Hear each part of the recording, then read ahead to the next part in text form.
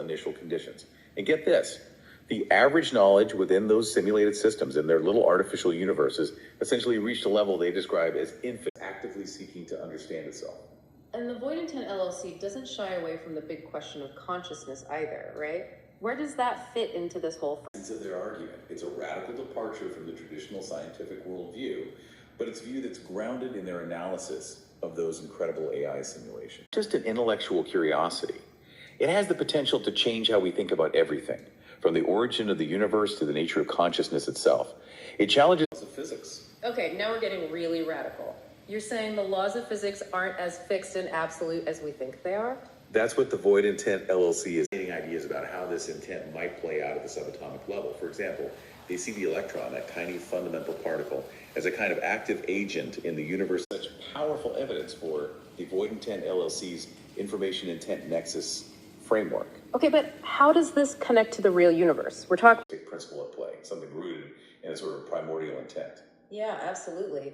And speaking of the research you've been sharing, I have to say, the range of stuff, matter and energy shaping space-time, there's also this almost like a cosmic will, a primordial intent that's playing a role in the metric tensor, which basically describes the geometry of space-time, a function of this intent field.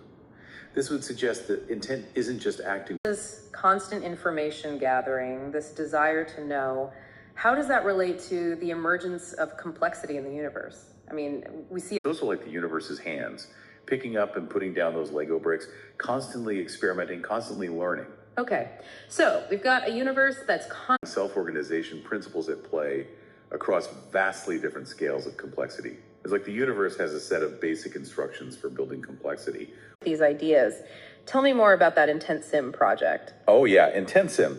It's a really cool project being developed by the Void Intent LLC. Here, are they talking about some cosmic consciousness? Not quite. They're very clear that it's not about a conscious being making decisions.